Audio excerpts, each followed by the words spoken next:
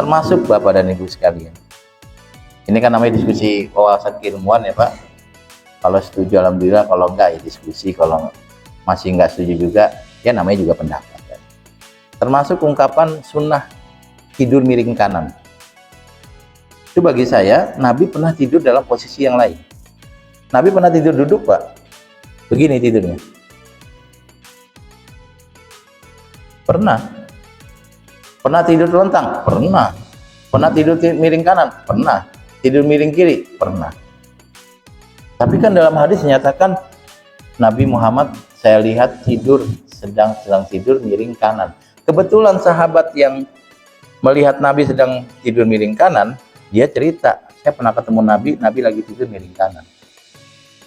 Tapi bukan berarti Nabi setiap saat tidurnya miring kanan, enggak. Tidur itu gimana? Tidur yang penting enak Pak. Kalau Bapak tidurnya enaknya ke kanan silakan, ke kiri silakan.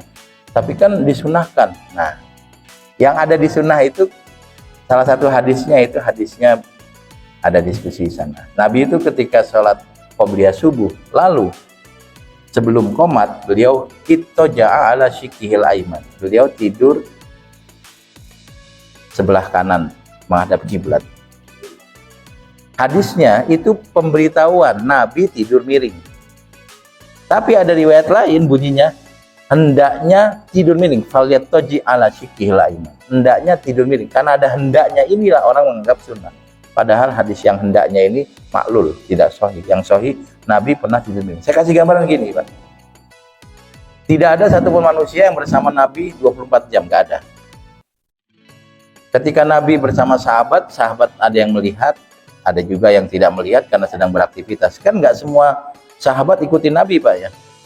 Ada yang bekerja, ada yang ke pasar, ada yang punya ternak, ada yang sedang menjahit. Jangan kira bahwa Nabi di sini semua sahabat ngumpul gitu. Nanti Nabi jalan ngumpul lagi. Enggak.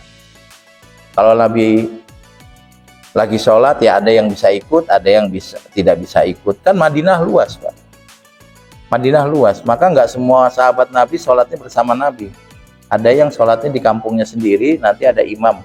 Baik imamnya mereka pilih atau Nabi yang tunjuk. Nah karena kita tidak tahu Nabi 24 jam, kadang-kadang ada orang datang melihat Nabi, yang dia lihat dia sampaikan ke kita.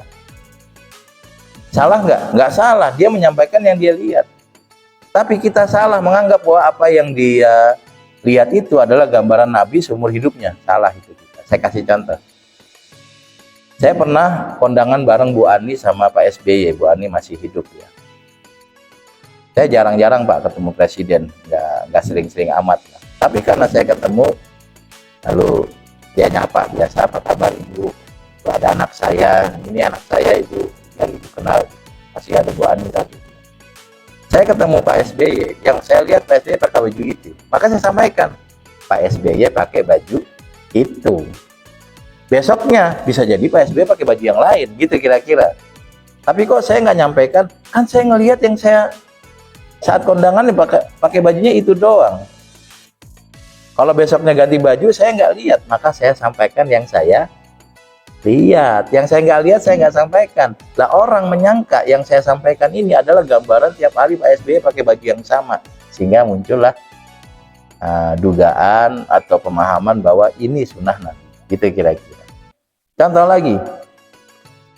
Nanti banyak Pak masalah makanan, minuman juga gitu ya. Nabi suka makan ini, Nabi nggak suka makan ini. Saya kasih gambaran. Ada lagi misalnya. Dalam sebuah hadis dinyatakan bahwa Nabi Muhammad itu kalau saat sholat Jumat mengimami, beliau membaca Al-A'la dan Al-Ghasyiyah. Sehingga kita menyangka bahwa sunnah saat sholat Jumat itu membaca Al-A'la dengan Al-Ghasyiyah. Padahal Nabi membaca surat yang lain Pak. Bukan cuma Al-A'la saja. Nah ini kok ada hadisnya? Ya kebetulan sahabat pernah sholat Jumat bersama Nabi, dia dengar Nabi membaca Al-A'la disampaikan ke kita. Cuma bukan berarti orang ini selalu sholat Jumat bersama Nabi seumur hidup. Belum. Pas dia ketemu Nabi, pas baca itu. Bukan berarti tiap kali sholat pakai bacaannya itu. Nanti Bapak kalau baca, kalau nggak salah di Sunan Nabi Daud, kalau nggak salah. Itu dinyatakan bahwa Nabi Muhammad membaca semua surat dalam Al-Quran.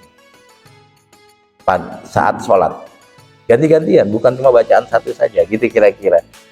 Nah, maka ketika ada sebuah hadis tadi yang tidur miring, lalu dianggap sunnah Nabi, kalau saya bilang itu memang nggak informasi terkait Nabi tidur, tapi bukan berarti Nabi selalu tidur miring ke kanan.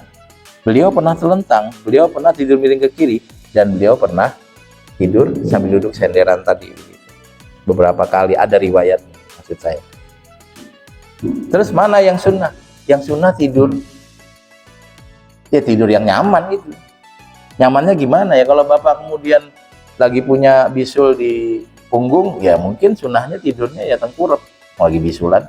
Tapi kalau lagi bisulnya di sebelah kiri, ya mungkin tidurnya sebelah kanan akan nyaman gitu.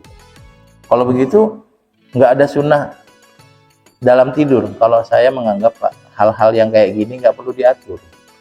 Jangan sampai tidur aja harus satu model, karena nggak semua orang nyaman. Baju saja harus satu model. Orang lupa kalau Nabi Muhammad saat perang itu bajunya beda lagi.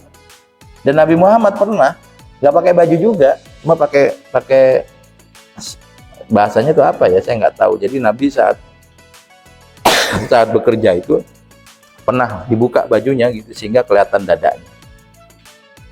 Berarti yang sunnah pakaian itu apa? Yang sunnah pakaian yang sesuai syariat, menutup aurat, kemudian tidak transparan, tidak menyerupai lawan jenis, tidak menyerupai pakaian syuhrah atau popularitas. Itu yang sunnah. Maka pakaian yang kita pakai semua ini adalah pakaian yang sesuai sunnah Nabi, bukan satu model. Kalau ada yang menganggap satu model, repot hidup kita, Pak. Serius. Bapak main futsal pakai jubah, waduh, susah Pak, keselimpet mulu. Ada lagi petani harus tanam padi, pakai jubah, jatuh mulu Pak. Udah jalannya mundur, pakai jubah, keselimpet jatuh. Terus gimana? Ya pakai pakaian yang pantas. Ada pemadam kebakaran, ya pakai pakaian pemadam kebakaran, jangan pakai jubah.